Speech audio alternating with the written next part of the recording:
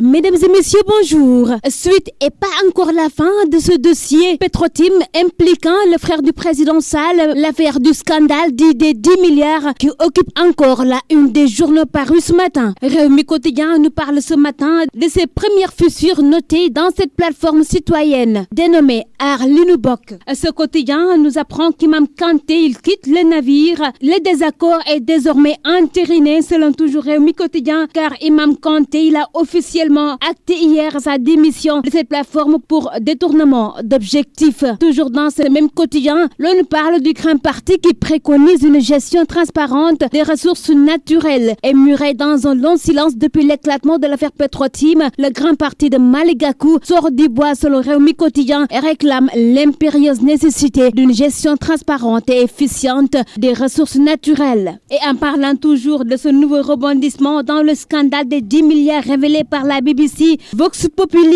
voit déjà le cafouillage au sommet avec ses démentis et confirmations autour des 146 millions versés par Franck Timis à Aliou Sall. Et dans ce quotidien toujours, le frère du président Sall, il soutient qu'il n'a jamais lui reçu cette somme venant de Timis ou de ses alliés. Toujours dans ce quotidien, Abdoulaye Timbo, lui, il dit n'avoir été pas au courant d'activités ou de transactions financières faites par le biais de la dite société qui s'est avérée être une coquille vide. Pendant ce temps, l'observateur lui voit une cacophonie autour d'Aliou Sall. C'est toujours dans cette affaire Petro-Tim, BP et BBC. Ce quotidien qui nous parle de contradictions au sein du pouvoir avec ses 125 millions de différences entre El Hadji Kassé et le frère de Macky Sall. L'observateur qui parle aussi d'Imam Kanté, lui qui nous explique pourquoi il a claqué la porte de cette plateforme Aar Li Nu Bokk. Walf Quotidien voit El Hadji Kassé qui enfonce les Sall. La stratégie de riposte des autorités dans le scandale Petro-Tim accouche de contradictions selon ce quotidien, alors que le principal mis en cause Aliou Sall, il nie ce transfert imaginaire de $250 000. El Hadji Hamidou Kassé, lui, le ministre conseiller en communication de Macky, qui s'est prononcé sur cette affaire qu'il qualifie de privée, confirme de son côté le virement, lequel, argue-t-il, était destiné à honorer une consultance dans le secteur agricole. Le même El Hadji Kassé se trouve dans Les Échos de ce matin. Le conseiller en communication du président, il dément et enfonce encore Aliou Sall selon ce quotidien. Et c'est toujours par rapport à ce versement de $250 000 à Agritrans.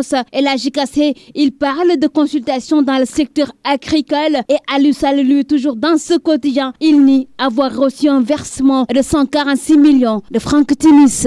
Et la Tribune revient encore pour nous parler d'El Hadji Kassé qui enfonce encore le clou. Et c'est une véritable bombe que la présidence sénégalaise vient de larguer sur Aliou Sall. Selon El Hadji Hamidou Kassé, dans la Tribune, 146 millions de francs CFA ont certes été virés par le groupe Timis au profit de la société Agritrans appartenant au jeune frère du chef de l'État. Mais cette opération résultait, selon toujours Hamidou Kassé, d'une transaction portant sur une consultation agricole entre deux parties privées. Et c'est exactement, selon la Tribune, la même somme annoncée par la BBC et démentie par Aliou Sall lui-même.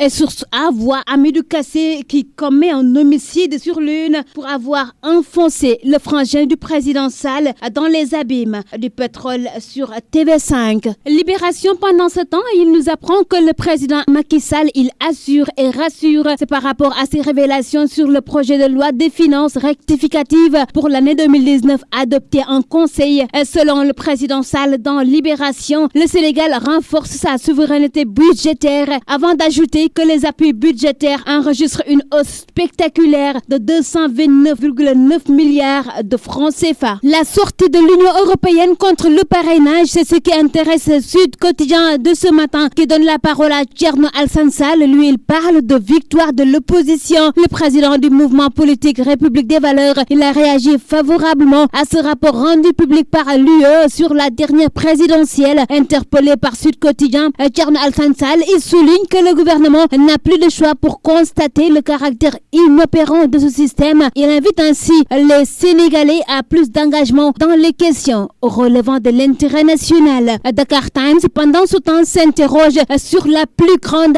alternance politique au Sénégal dans cette nouvelle opposition depuis la présidentielle de 2019. Ce quotidien qui parle de cette présidentielle qui a intégré le parrainage citoyen comme une grande innovation dans le processus électoral sénégalais, mais à bien des enseignements, elle a amorcé un changement capital dans la manière de s'opposer des acteurs politiques, selon Dakar Times, en insufflant une génération de politiciens remettant la citoyenneté et la bonne gouvernance au cœur de leur quête du pouvoir. Et Enquête de son côté s'intéresse à ce combat suprême. C'est par rapport au contrat d'affirmage de l'eau. Ce quotidien nous apprend que la SDE poursuit son combat à la Cour suprême après le rejet de son recours par l'ARMP. Mansour Kama, dans Enquête de ce matin, il précise que la SDE est plus que jamais convaincue qu'elle est en train d'être spoliée de sa victoire. Et ce quotidien nous parle aussi de ces péripéties d'une procédure inédite dans cette affaire. Terminons, mesdames et messieurs, avec le quotidien sportif Stade qui parle de la CAN 2019 à J-1 et de cette affiche Sénégal-Tanzanie, le 11 des Lions qui se dessine selon Stade, qui nous parle de Baldé Keita, lui qui sera à la place de Sadio Mané. De Mendiang, il sera le seul en pointe